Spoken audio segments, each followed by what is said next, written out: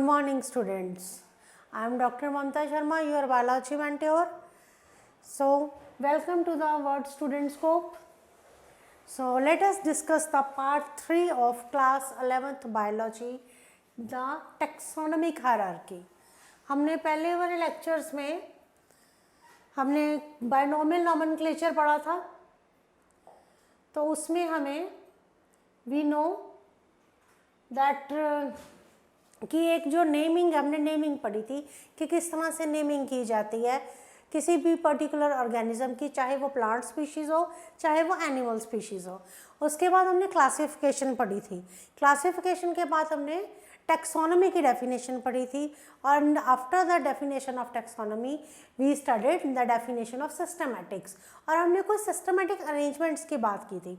आज हम उसी से रिलेटेड एक टॉपिक करने जा रहे हैं, which is the taxonomic hierarchy. Needless to say again and again that I am purely following the NCERT book. अभी आपने NCERT बुक ही फॉलो करनी है, अभी आपने और कुछ नहीं करना। इस जब की पॉइंट्स के बारे में बात होती है तो आपको पहले साइनॉप्सिस लिखने होते हैं। बायोलॉजी में साइनॉप्सिस का बहुत इंपॉर्टेंस है। जो भी आप मैटर अंदर डिस्कस कर रहे हो, आपको उसके बारे में पहले फर्स्ट आप उसके बारे में थोड़ा सा ब्रीफ करोगे कि whether you are going to describe the introduction of topic, you are going to describe the definition, examples, diagram, so everything should be explained before the start of the topic, right. तो हमारे इसमें learning outcomes क्या हैं, हम taxonomic hierarchy discuss करने जा रहे हैं। तो लर्निंग आउटकम्स क्या हैं, you will be able to explain the system of taxonomic hierarchy. Taxonomic hierarchy अब जबकि मैं डिस्कस कर चुकी हूँ कि टैक्सोनॉमी क्या होती है, टैक्सा क्या होते हैं, उनको कैसे कन्वीनियंट कैटेगरीज में डिफाइन किया जाता है, तो टैक्सोनॉमिक हायरार्की से आपको कुछ तो अंडरस्टैंड हो गया होगा। हाँ जी, तो let us start the taxonomic hierarchy. आपको एक पिक्चर दिखाई दे रही है, कुछ इस तरह से लिखा हुआ है कि species, genus, family, order, class, phylum, kingdom, domain, इस तरह से लिखा है। लेकिन इसको आपने कैसे पढ़ना है, number 1 domain, kingdom, phylum, class, order, family, genus, species. एक एरो है साइड पे, ये एरो क्या बता रहा है कि number of organisms and groups from आप कहाँ से आ रहे हैं, डोमेन से स्पीशीज की तरफ आ रहे हैं। हम इसको एक्सप्लेन करेंगे आगे।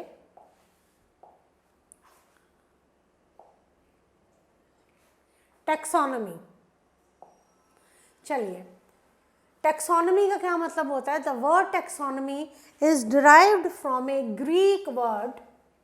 The word taxonomy is derived from A Greek word taxes, meaning arrangement or division, and nomos means method. So taxonomy क्या है, ये टर्म ली गई है ग्रीक वर्ड से। इसका मतलब है कि अरेंजमेंट,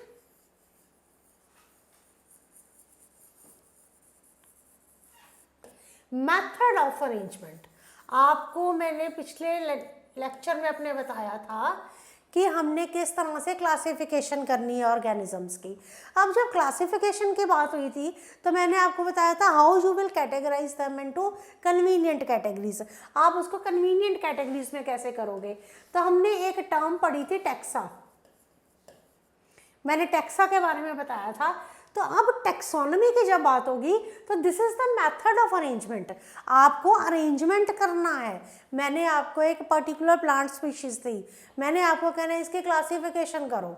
आप कहोगे मैम क्लासिफिकेशन कैसे करें, डेफिनेटली पहले करेक्टराइजेशन करोगे, करेक्टर्स की स्टडी करोगे, उसके बाद उसको आइडेंटिफाई करोगे। आइडेंटिफाई करने के बाद आप किस पे आओगे, क्लासिफिकेशन पे। तो जब क्लासिफिकेशन की बात होगी तो ये एक मेथड है अरेंजमेंट का। We will discuss these things.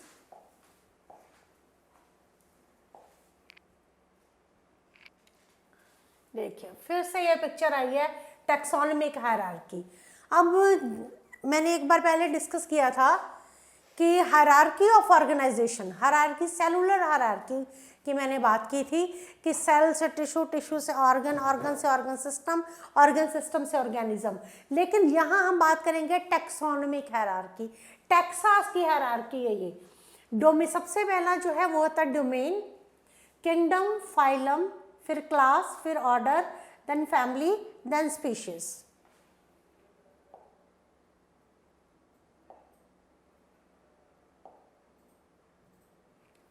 So classification is not a single step process.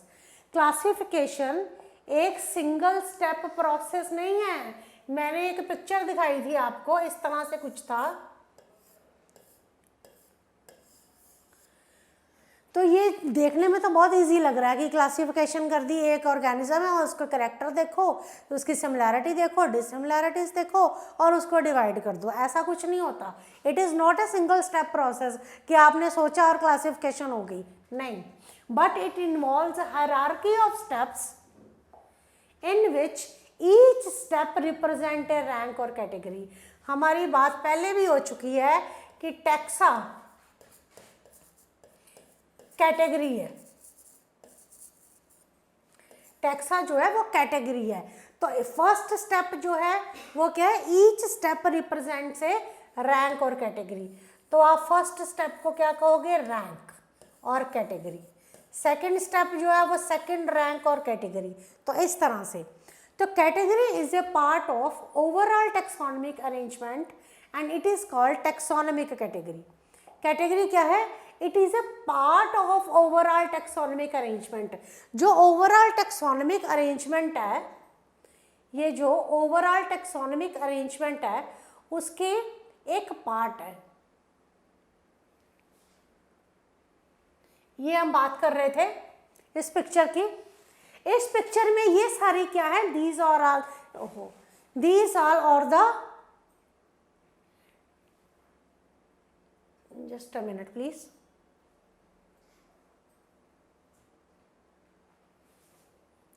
these are all taxas or the categories। तो हम इसमें नेक्स्ट देखेंगे। अभी पिक्चर दिखाऊंगी मैं आपको एक,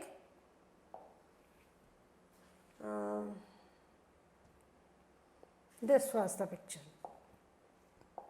सेम है जो पहले पिक्चर थी, सेम वही अरेंजमेंट्स हैं। देखिए मैं अब पहले आ रहा है हमारा किंगडम। ये सारे क्या हैं, कैटेगरीज हैं। इनको टैक्सा कहा जाता है, इनको रैंक्स कहा जाता है। फर्स्ट है किंगडम, उसके बाद है फाइलम, फिर क्लास, फिर ऑर्डर, फिर फैमिली, फिर जीनस, फिर स्पीशीज। समझते हैं। Hierarchy of biological classification, biological classification की हायरार्की की बात हो रही है।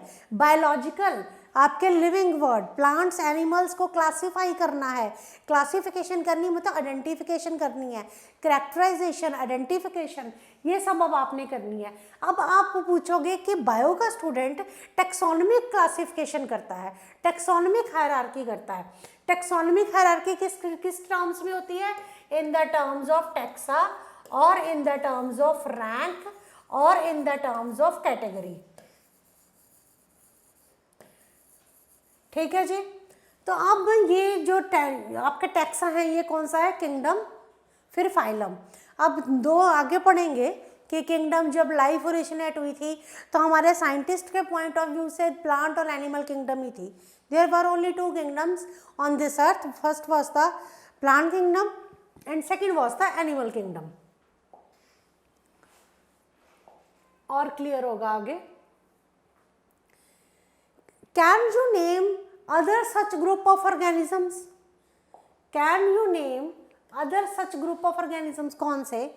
Remember, group represent category. Category further denotes rank. ये चीज़ें आगे एक्सप्लेन होंगी। Group represents category. हमने अभी पीछे कुछ डिस्कस की थी चीज़ें, मैं अभी एक्सप्लेन करूँगी कि group represent category. So category further denotes rank. मैंने कहा था ये प्लांट है, वीट प्लांट है, ये डॉग है, ये कैट है। तो ये सारी चीज़ें क्या है, these all are the categories. इनको हम कैटेगरीज कहते हैं। या आप इनको क्या कहते हो, रैंक कहते हो, या आप इन्हें क्या कहते हो, टैक्सा कहते हो। तो ईच रैंक और taxon in fact represent a unit of classification. So what I want to explain you, let me explain you this thing.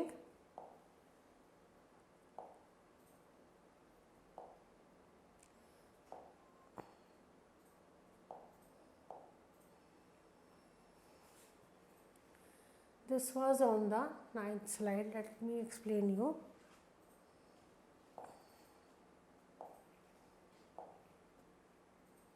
This, so this kingdom, this kingdom, phylum, order, family, genus, species, so these all are the categories. ये देखिए, तो ये convenient categories. आप जो classification करते हो ना कि हमने based on the, that is, मैंने कहा था कि that is based on the characterization, आप करेक्टर्स के ऊपर बेस होती है, that is based on the identification. तो इस तरह से आप क्या करोगे, ये सारे, these are the kingdom, phylum, class, order, family, genus, species, so these all are the categories. इसको हम रैंक भी कहते हैं, इसको हम टैक्सा भी कहते हैं, और ये सारी कन्वीनियंट कैटेगरीज हैं। और एक्सप्लेन करेंगे थोड़ा सा, ये और क्लियर होगा। तो देखिए, taxonomical study of all non organisms, taxonomical study of all non organisms. कौन से non organisms, may be plant species, may be animal species, उसकी क्या करनी है, टैक्सोनॉमिकल स्टडी। जो पिक्चर बार बार दिखाई जा रही है वो क्या है, that is the taxonomical study of all known organisms have led to the development of common categories. very important thing कि जो टैक्सोनॉमिकल स्टडी हम करते हैं नॉन ऑर्गेनिजम्स की, that have led to the development of common categories such as kingdom, phylum और division होता है for plants, class, order, family, genus, species. अब तक आपको जो पिक्चर दिखाई जा रही थी that was about the common category, वो कॉमन कैटेगरीज थी। कॉमन कैटेगरीज कौन सी हैं, कॉमन कैटेगरीज हैं आपकी किंगडम, फाइलम और डिवीजन। सबसे पहले होता है किंगडम, दो किंगडम्स है, प्लांट किंगडम, एनिमल किंगडम। उसके बाद आता है फाइलम, ये सब हम आगे डिस्कस करेंगे। आगे नेक्स्ट जो आपका बायोलॉजिकल क्लासिफिकेशन चैप्टर है उसमें आप समझोगे कि फाइलम क्या है, डिवीजन क्या है। फिर आती है क्लास, फिर आता है ऑर्डर, फिर फैमिली, फिर जीनस, फिर species. All organisms including those in the plant and animal kingdom have species as the lowest category. देखिए, all organisms including those in the animal and plant kingdom. मैंने कहा दो किंगडम्स थी पहले क्या, अभी दो ही किंगडम्स है, पहले अभी दो ही किंगडम्स है, one is the plant kingdom, other is the animal kingdom. Further उनकी डिवीजन हुई है। We will study about all these in chapter 2 biological classification. So all organism including those in the plant and animal kingdom, जो सारे organism plant और animal kingdom में आते थे उनमें स्पीशीज जो है that is the basic unit of classification. Basic unit of classification भी कह सकते हैं हम इसे, और हम इसे लोएस्ट कैटेगरी भी कह सकते हैं। Now the question you may ask is how to place an organism in various categories. देखिए, हमने ये चीज़ें पढ़ ली कि किंगडम है, फाइलम है और डिवीज़न। फाइलम होता है एनिमल्स के लिए, डिवीज़न होती है प्लांट्स के लिए, फिर आती है क्लास, फिर ऑर्डर, फैमिली, जीनस, स्पीशीज। अब आपने अपने ऑर्गेनिज्म को, may be plant species, may be animal species, उस ऑर्गेनिज्म को आपने प्लेस करना है इन कैटेगरीज में। मैंने आपको प्लांट स्पीशीज दिया तो आपने उस प्लांट स्पीशीज को कैटेगरीज में अब क्या करना है, क्लासीफाई करना है। आपको उस प्लांट स्पीशीज को इन्हीं कैटेगरीज में प्लेस करना है। हायरार्की ऑफ बायोलॉजिकल क्लासिफिकेशन आपने, और ये है टैक्सोनॉमिकल स्टडी, ये है टैक्सोनॉमिकल स्टडी।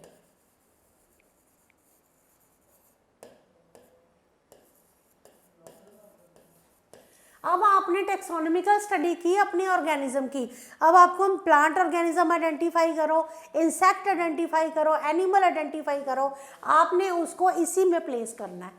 आपने मुझे बताना है कि किस किंगडम से बिलोंग करता है, किस फाइलम से बिलोंग करता है, कौन सी क्लास है, कौन सा ऑर्डर है, कौन सी फैमिली है, कौन सा जीनस है, कौन सा स्पीशीज है। तो अब देखिए, इससे एक बात तो क्लियर होती है कि स्पीशीज जो है ना, that is the lowest category, सबसे लोएस्ट कैटेगरी स्पीशीज है। और एक्सप्लेन करेंगे इस चीज को।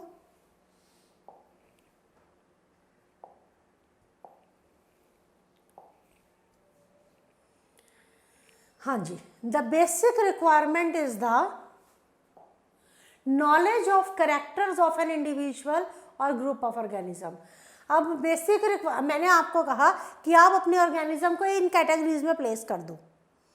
अब आप कहोगे कैसे, क्वेश्चन है कि इस कैटेगरी में ये जो हायरार्की है बायोलॉजिकल क्लासिफिकेशन की, इसमें हम अपना ऑर्गेनिज्म कैसे प्लेस करेंगे। The basic requirement is the knowledge of characters of an individual और ग्रुप ऑफ ऑर्गेनिज्म। आपको नॉलेज होनी चाहिए characters of individuals, characters of an individual और ग्रुप ऑफ ऑर्गेनिज्म। आपको पता होना चाहिए कि ये फिश क्यों है, फिश क्यों है, क्योंकि उसके एक्सटर्नल कैरेक्टर्स आपको पता है, जिससे आप कहते हो कि ये फिश है। डॉग कैसे पता है, एक्सटर्नल कैरेक्टर्स पता है। तो बेसिक रिक्वायरमेंट क्या हुई, knowledge of characters of an individual और group of organisms. This helps in identifying similarities and dissimilarities among the individual of the same kind of organism as well as of the others। देखो जी, ये जो categories है ना, ये जो taxa है या कैटेगरीज हैं या ये जो रैंक है, इसमें आप तभी अपना ऑर्गेनिज्म प्लेस करोगे जब आपको ये पता है कि ये दो प्लांट स्पीशीज में ये सिमिलैरिटीज हैं, ये दो प्लांट स्पीशीज में ये डिससिमिलैरिटीज हैं। आपको मैंने बताया था 1.7 to 1.8 मिलियन स्पीशीज हैं ऑल ओवर द वर्ल्ड। अब इस सबकी क्लासिफिकेशन करनी इजी थोड़ा है। आप ग्रुप ऑफ ऑर्गेनिज्म ग्रुपिंग करोगे, क्लासिफिकेशन करोगे किस बेसिस पे, पहले भी बात हो चुकी है कि on the basis of observed characters. Requirement is the knowledge of characters of an individual। We have discussed this thing many times कि knowledge of characters of an individual is must। जब characters पता है किसी individual के तो आप उस चीज़ को classify कर लोगे। तो this helps in identifying similarities and dissimilarities among the individuals। तो जब आपको किसी करेक्टर्स पता है तो उन करेक्टर्स के बेसिस पे आप मुझे बता दोगे कि मैम ये सिमिलैरिटीज़ हैं और ये डिससिमिलैरिटीज़ हैं। तो जब हम सिमिलैरिटीज़ और डिससिमिलैरिटीज़ की बात करेंगे तो हमें क्या पता लग जाएगा कि हम इनको किस में कैसे, किसी भी ऑर्गेनिज्म को हम उसकी टैक्सोनॉमिकल हायरार्की में प्लेस करेंगे। अब देखिए, टैक्सोनॉमिक स्टडीज़ जो हैं that consider a group of individual organisms with fundamental similarities as species। ये जो अभी मैं लाइंस डिस्कस कर रही हूँ आपके साथ, ये आपको स्पीशीज की डेफिनेशन तक लेके जाएंगे। टैक्सोनॉमिक स्टडीज पता लग गया, टैक्सोनॉमिक स्टडीज कौन सी होती हैं। Consider a group of individual organisms with fundamental similarities as species। group of individual organisms, ये जो group of individual organisms हैं उनको आप, उनकी fundamental similarities कौन सी हैं, similarities कौन सी हैं, उनको आप स्टडी करते हो इसमें।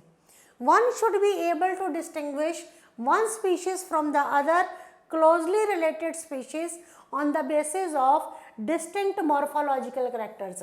देखिए टैक्सोनॉमिक स्टडी की बात हो रही थी। टैक्सोनॉमिक स्टडी क्या कंसीडर करती है कि ग्रुप ऑफ इंडिविजुअल ऑर्गेनिजम्स, एक ग्रुप आप देखते हो इंडिविजुअल ऑर्गेनिजम्स का, उसकी जो फंडामेंटल सिमिलैरिटीज हैं, जो उनके ऑब्जर्वेबल कैरेक्टर्स में सिमिलैरिटीज हैं, उनको आप स्पीशीज कंसिडर करते हो। तो वन शुड बी एबल, मतलब कि हमें किस चीज़ में एबल होने चाहिए, we should be able to distinguish one species from the other species on the basis of distinct morphological differences. Distinct morphological differences. अब ये morphological differences कौन से होते हैं? morphological differences distinct तो हो गया जो आपको एकदम से पता लग जाते हैं। आप कहते हैं ना distinguishable features कौन से हैं, देखते ही पता लग जाए कि ये इसके ये फीचर्स हैं। मॉर्फोलॉजिकल डिफरेंसेस, मॉर्फोलॉजिकल कौन से होते हैं? एक्सटर्नल कैरेक्टर्स होते हैं। मॉर्फोलॉजिकल डिफरेंसेस होते हैं एक्सटर्नल कैरेक्टर्स। तो यहाँ तक बात समझ आ गई होगी। मैंने सारी एनसीईआरटी की लाइंस समझाने की कोशिश की है। आपने भी पहले कोई भी चैप्टर बायो का उठाना है तो पहले उसको इन लाइंस को समझना है। So let us consider Mangifera indica, Solanum tuberosum. Mangifera indica mango, Solanum tuberosum potato, Panthera leo lion. All the three names, indica, tuberosum and leo, that represent the specific epithets. मैं ये सब discuss कर चुकी हूँ अपने video binomial nomenclature में कि generic name क्या होता है, स्पेसिफिक एपिथेट क्या होता है। बाइनोमियल नोमेनक्लेचर 2 कंपोनेंट से बना है, ये सब मैंने डिस्कस कर लिया है। मैंने तब कुछ साइंटिफिक नेम्स डिस्कस किए थे, Mangifera indica, Solanum tuberosum and Panthera leo, वो सारी चीज़ें मैंने आपको एक्सप्लेन कर दी थी। यहाँ वो सब कुछ सेम वही लिखा है हमने, लेकिन यहाँ समझना क्या है, यहाँ हमने समझना है कि ये हमें पता है कि मैंगीफेरा, सोलेनम और पैंथेरा ये सारे क्या हैं? जीनस। इंडिका, टुबरोसम एंड लियो ये सारे क्या हैं? इसकी स्पीशीज। अब हमने क्या देखना है कि जो फर्स्ट वर्ड है वो हमारा क्या है? जीनस, और जो सेकंड वर्ड जो है that is the higher level of taxon और कैटेगरी। तो और थोड़ा एक्सप्लेन करते हैं इस चीज को। देखो जी, जीनस पता लग गया हमें। अब हमें बात करनी है थोड़ा सा इस चीज को देखते हैं कि each genus may have one or more than one specific epithets. Genus clear है, स्पीशीज क्लियर है। एक ऑर्गेनिज्म के बाइनोमियल नोमेनक्लेचर में 2 कंपोनेंट्स होते हैं, जीनस एंड स्पीशीज। अब हम जीनस की बात करते हैं। Each genus may have one or more than one specific epithet representing different organisms but having morphological similarities. क्या मतलब हुआ इस बात का? ईच जीनस, हर जीनस में एक से ज़्यादा स्पीशीज हो सकती हैं। एक जीनस में एक से ज़्यादा स्पीशीज हो सकती हैं। Generic name, specific epithet, each genus में have more than one specific epithet representing different organisms. एक जीनस है, उसके 2 स्पीशीज हैं और वो 2 स्पीशीज डिफरेंट ऑर्गेनिजम्स हैं, लेकिन उनके मॉर्फोलॉजिकल कैरेक्टर सेम है। ये बात बहुत इंपॉर्टेंट है कि एक जीनस की एक से ज़्यादा स्पीशीज हैं, वो स्पीशीज क्या हैं? डिफरेंट ऑर्गेनिजम्स हैं, तो पर उनमें क्या है? मॉर्फोलॉजिकल सिमिलैरिटी है। एग्जाम्पल के साथ समझते हैं। पैंथेरा लियो, पैंथेरा है जीनस, पैंथेरा है जीनस। अब जो पैंथेरा जीनस है ना, इसकी 2 स्पीशीज हैं, इसकी 2 स्पीशीज हैं। फर्स्ट है लियो, सेकंड है टाइग्रस। तो मैं ये कह सकती हूँ कि each genus has more than one species, और I can say each genus has more than one specific epithet. तो ये दो इसकी स्पीशीज हो गई। अब इनमें क्या सिमिलैरिटी है दोनों में? मॉर्फोलॉजिकल फीचर्स की। मॉर्फोलॉजिकल फीचर्स इसमें कुछ सिमिलर होंगे। उसी तरह से human beings belong to the species sapiens which is grouped in the genus homo sapiens. Human beings जो है हम, हमारा साइंटिफिक नेम है होमो सेपियंस। होमो सेपियंस का मतलब क्या होता है? Wise man. होमो सेपियंस का मतलब होता है वाइज मैन। अब देखिए कि ह्यूमन बीइंग जो है वो किस स्पीशीज को बिलोंग कर रहे हैं? सेपियंस को। पहले जीनस होता है, मैं सब यूनिवर्सल रूल्स एक्सप्लेन कर चुकी हूँ कि पहले जीनस होता है, फिर स्पीशीज होती है। होमो सेपियन का नाम है वाइज मैन, और साइंटिफिक नेम क्या है ह्यूमन बीइंग का? होमो सेपियंस। तो इसमें ये जीनस है और सेपियंस उसकी स्पीशीज है। आई थिंक ये चीज़ें क्लियर हो रही हैं आपको। आगे चलते हैं। जीनस, अभी जो मैंने आपको इतनी बार पिक्चर्स दिखाई, अब उसको हम वन बाय वन डिस्क्राइब कर लेते हैं। अब जीनस तो आपको समझ आ गया कि साइंटिफिक नेम का जो पहला कंपोनेंट है वो जीनस है, और जो दूसरा कंपोनेंट है वो स्पीशीज है। अब देखो जीनस क्या होता है, इसकी डेफिनेशन से ही इसका मीनिंग समझ आएगा। Genus comprises a group of related species which has more characters in common in comparison to species of other genera। क्या मतलब है इसको बात का? Genus comprises a group of related species, ये है जीनस। ये किसका बना हुआ है? ग्रुप ऑफ रिलेटेड स्पीशीज का। मैंने अभी एक एग्जाम्पल बताया था, पैंथेरा। पैंथेरा जीनस है, पैंथेरा जीनस है, और इसके दो स्पीशीज हैं। एक मैंने बताई थी लियो, एक मैंने बताया था टाइग्रिस। तो मैं ये कहना चाहती हूँ कि it comprises A group of related species. ये स्पीशीज आपस में रिलेटेड है। ग्रुप किसका है? रिलेटेड स्पीशीज का। Which has more characters in common, जिसमें क्या है? आपस में कॉमन कैरेक्टर्स हैं। We can say that genera are the aggregates of closely related species. मैं कह सकती हूँ ये बात कि जेनरा भी कहते हैं इसे, जीनस भी कहते हैं, जेनरिक भी कहते हैं। तो ये जो जेनरा है ये एग्रीगेट है। एग्रीगेट क्या होता है? कलेक्शन।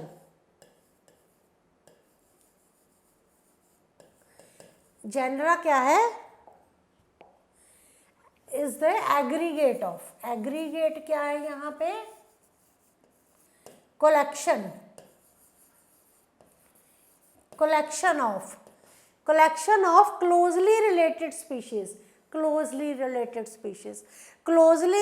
स्पीशीज से बात समझनी है कि दो स्पीशीज हैं वो आपस में क्लोजली रिलेटेड है, क्लोजली मिलती हैं, रिजेंबल करती हैं। ये किस बेसिस पे पता लगा? On the basis of some characters. They have some common characters in them.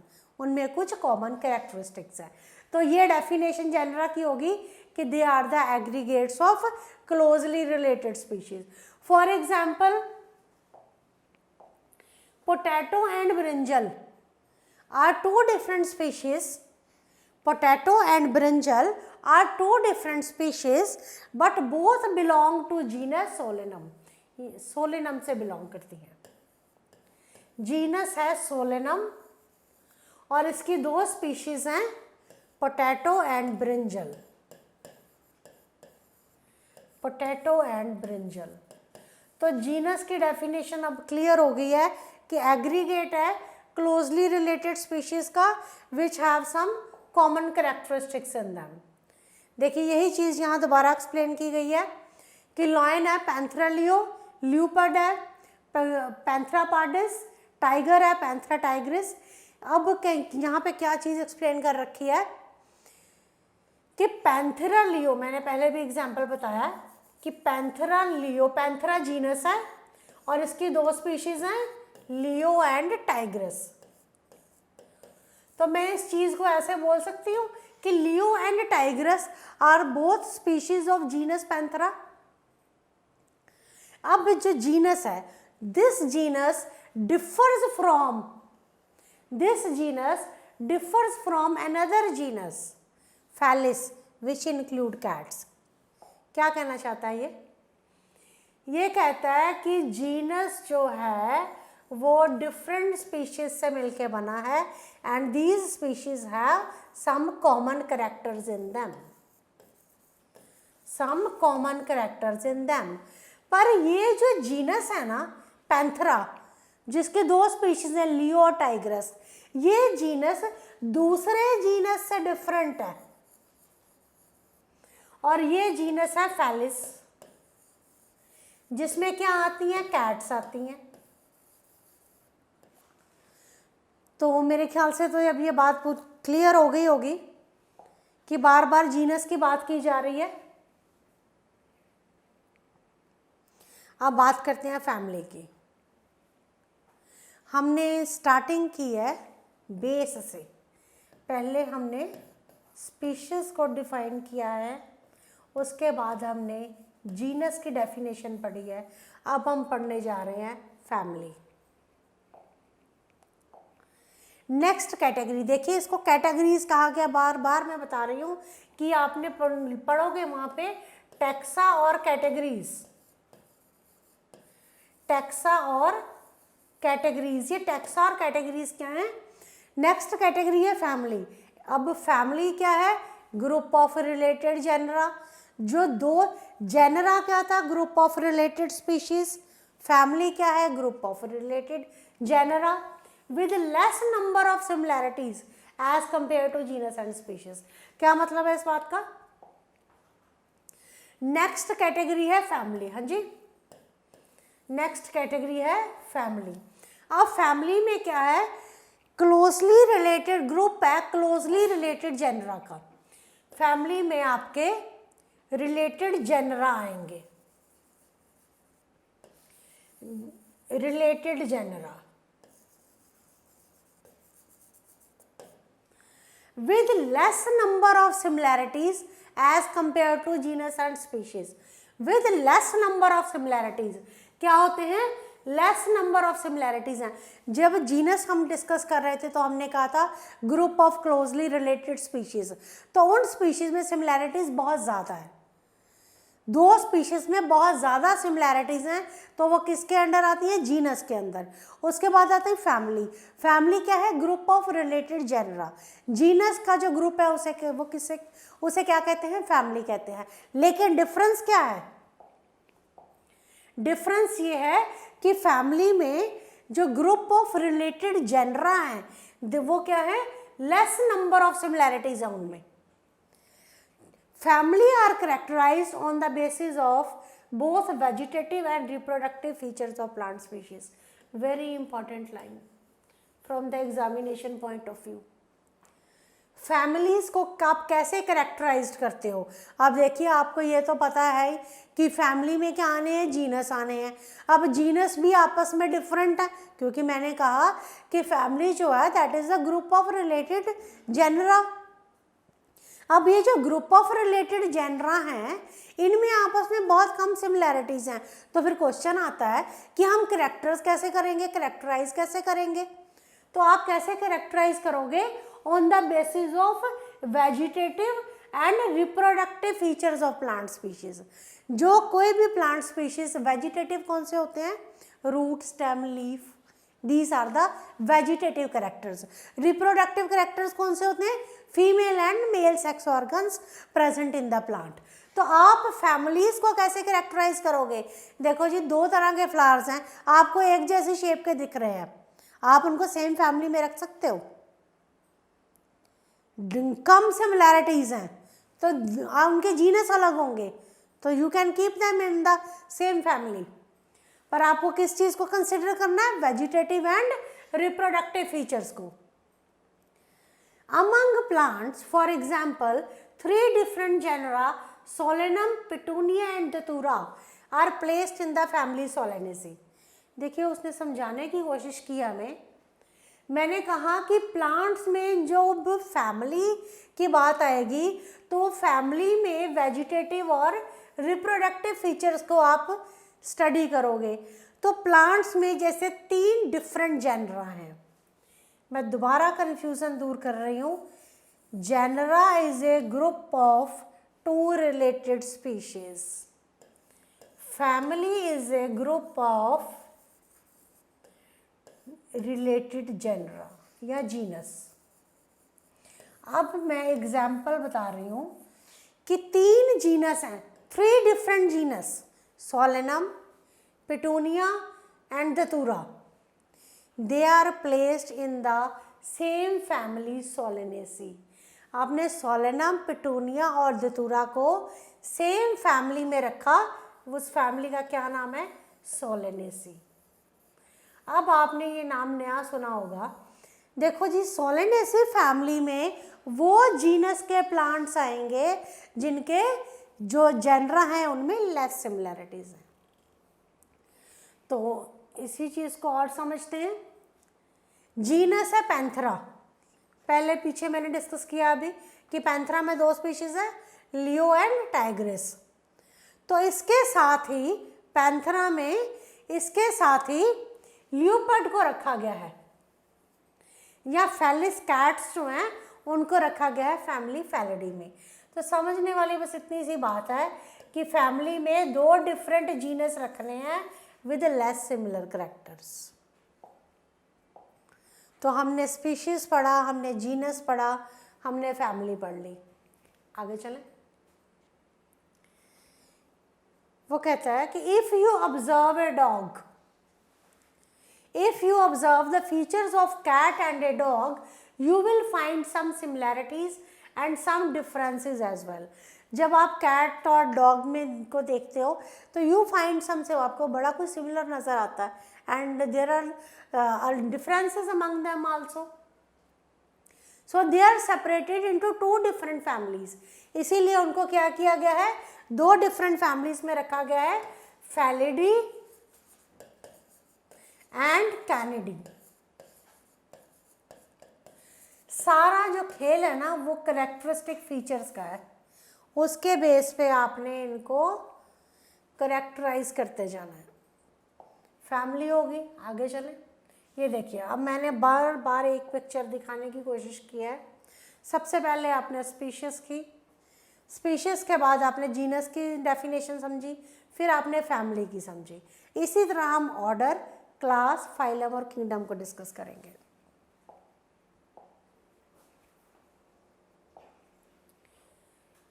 Again saying कि पहले अपनी बुक ही पढ़नी है, ये सारी आपकी बुक की है। You have earlier seen that categories like species, genus and families are based on number of similar characters. आपने देखा होगा जो कैटेगरीज हैं, स्पीशीज हो गया, जीनस हो गया, फैमिलीज होगी, they are based on number of similar characters. तो जनरली ऑर्डर एंड, तो ये सारे स्पीशीज पढ़ा, जीनस पढ़ा, फैमिली पढ़ा, ये किस पे बेस्ड थी, on the number of similar characters. अब हम पढ़ते हैं order. Order and other higher taxonomic categories, they are identified based on the aggregate of characters.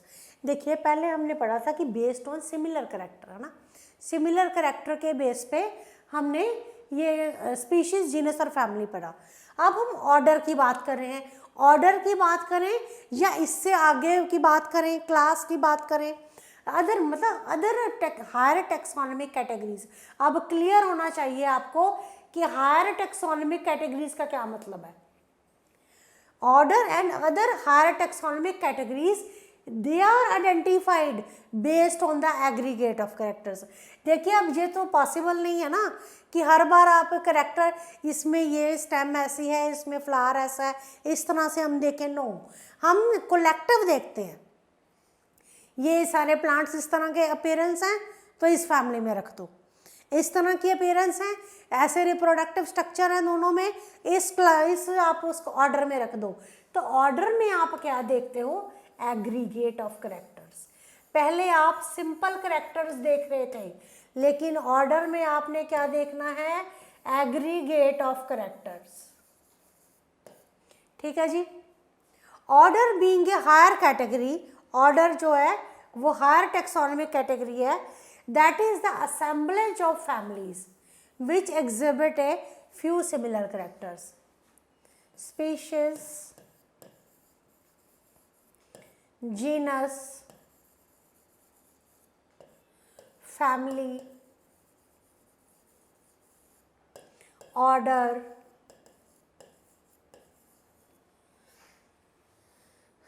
species क्या बनाती हैं? जीनस। टू और मोर स्पीशीज जीनस बनाती हैं। टू और मोर जीनस क्या बनाते हैं? फैमिली। टू और मोर फैमिलीज क्या बनाती हैं? ऑर्डर। तो ये सारी क्या है? Taxonomic categories. आगे डिस्कस करते हैं। नाउ यू हैव अर्ली, अच्छा ये तो हो गया ना हमारा। क्लास, क्लास में क्या आते हैं? क्लास में आते हैं related orders. Related orders, for example देखिए, घबराने वाली बात नहीं है कि ये प्राइमेटा क्या आ गया, ये सब आगे पढ़ना है। अभी जरा बेसिक बात समझनी है। अब ऑर्डर है प्राइमेटा, ऑर्डर है प्राइमेटा। फैमिली ऑर्डर है, सॉरी हाँ, ऑर्डर है प्राइमेटा। इसकी क्लास देखनी है। ऑर्डर में क्या आ रहे हैं? Monkey, gorilla and gibbon. It is placed in class Mammalia along with the order Carnivora. अब आपने क्या देखना है इसमें कि क्लास है ममेलिया, क्लास है ममेलिया, उसमें ऑर्डर है कार्निवोरा। तो इसमें क्या आते हैं? Tiger, cat, dog. Class Mammalia has other orders also. हमने बात की थी अभी फैमिली की। ग्रुप ऑफ फैमिलीज क्या बना रही हैं? ऑर्डर। ग्रुप ऑफ ऑर्डर्स क्या बनाएंगे? क्लास। तो इस समय समझना क्या है? इसमें ये समझना है कि किसमें करैक्टर्स सिमिलर हैं, किसमें करैक्टर्स लेस सिमिलर हैं। तो ये सिर्फ डिफरेंसेस हैं इसमें। आगे चलते हैं। फाइलम, फाइलम अब क्लासेस हमने देख ली। मैंने कहा क्लास थी ममेलिया, तो क्लासेस में हम बात कर रहे थे। अब एक क्लास है लाइक जिसमें आते हैं आपके fishes, amphibians, reptiles and birds along with mammals. They constitute the next higher category called phylum. देखिए क्लासेस है आपकी, फिशेस हैं, एम्फीबियंस हैं जिसमें फ्रॉग और टोड्स आते हैं, एम्फीबियंस जिसमें क्या आते हैं? फ्रॉग एंड टोड्स आते हैं। रेप्टाइल्स जिसमें लिजर्ड्स आती हैं, बर्ड्स हो गए, अलॉन्ग विद मैमल्स, मैमल्स के साथ ये क्या बनाते हैं? Next higher category called the phylum. So all these based on the common features, all these based on the common features like the, अब हम क्लास तो पता लग गई कि on the basis of similarities हमने फैमिलीज और जो ऑर्डर्स हैं उनमें कुछ सिमिलैरिटीज़ हैं उनको हमने इसमें रख दिया क्लास में. अब क्लासेस भी जो जैसे एम्फीबियंस हो गए, फिशेस हो गए, रेप्टाइल्स हो गए, बर्ड्स हो गए, उन सबको हमने एक फाइलम में रख दिया. अब उस फाइलम में रखने, अब फाइलम कौन सा है? फाइलम है कॉर्डेटा. ये अभी के लिए ऐसे ही याद रखना पड़ेगा। फाइलम है कॉर्डेटा। अब ये किस, आपने कॉर्डेटा फाइलम में किस बेसिस पे रखा? ये आपकी किस पे बेस्ड है? On the basis of presence of notochord and dorsal hollow neural system. ये याद रखना है कि presence of notochord and dorsal hollow neural system ये सब कॉर्डेटा फाइलम में आते हैं। लेकिन प्लांट्स, आप जब एनिमल्स को आप करेक्टर एनिमल्स की बात करोगे तो आप कहोगे फाइलम कौन सा है, तो आप कहोगे फाइलम कौन सा है। लेकिन जब आप प्लांट्स की बात करोगे तो आप कहोगे डिवीजन कौन सी है। तो ये चीज याद रखनी है। ये चैप्टर एक बेसिक चैप्टर है, जो हम आगे करने जा रहे हैं ना, उसका बेस है ये। सो क्लासेस, जैसे अभी मैंने बात की कि जो क्लासेस हैं जिनमें फिशेस, एम्फीबियंस, रेप्टाइल्स हैं, they constitute the next category phylum. Let us move to the next slide. Kingdom, all animals belonging to various phyla. अब आपके देखो जी, बर्ड्स हैं, फिशेस हैं, एम्फीबियंस हैं, आपने इनको अलग फाइलम में रख दिया है ना। अब ये तो आपने अलग फाइलम्स में रख दिए। अब जो एनिमल्स हैं बिलोंगिंग टू वेरियस फाइला, जो वेरियस फाइलस के जो ऑर्गेनिजम्स बिलोंग कर रहे हैं डिफरेंट फाइला को, उसको आप रखोगे किंगडम में। किंगडम कौन सी है? एनिमिलिया। एक बार हम बाद में पिक्चर दोबारा से देखेंगे कि क्लियर हो जाए बात। और नेक्स्ट है किंगडम प्लांटी। दो ही किंगडम्स हैं, एक है एनिमिलिया, दूसरी है प्लांटी। प्लांटी में क्या आएगा? सारे प्लांट्स आएंगे, प्लांट्स आएंगे ऑफ वेरियस डिविजन्स। प्लांट्स कौन से आएंगे? वेरियस डिविजन्स के। सो हमें यहाँ दो ग्रुप्स पता लग गए, प्लांट और एनिमल किंगडम। हाँ जी। So can you recall the basis of arrangement? इतनी बार आपने पिक्चर देख ली, 5-6 टाइम्स आपने इसमें पिक्चर देखी है, तो can you recall that taxonomic basis of arrangement? तो ये आप अपना एक बार रिकॉल करके देख लो।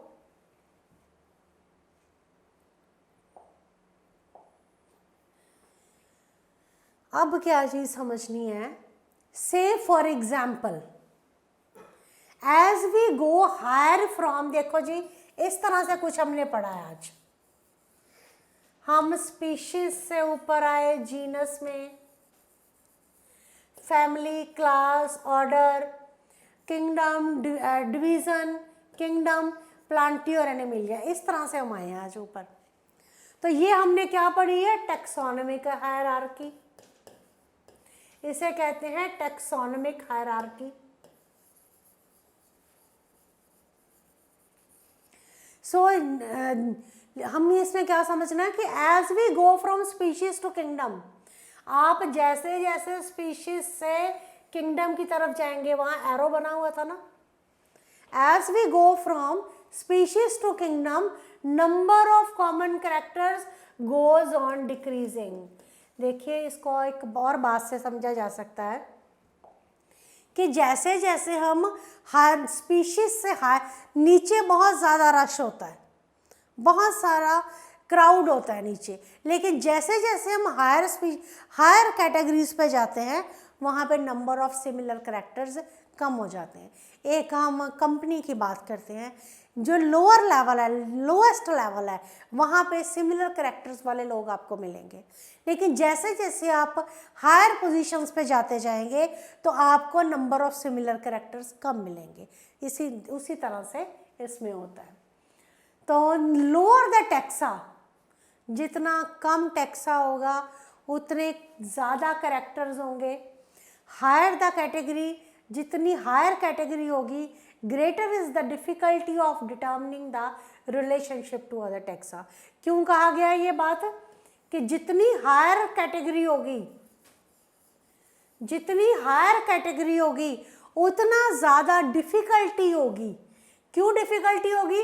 क्योंकि नंबर ऑफ सिमिलर कैरेक्टर्स कम है। जब नंबर ऑफ सिमिलर कैरेक्टर्स कम है तो आप रिलेशनशिप क्या बताओगे? सिमिलैरिटीज कम है वहाँ पे।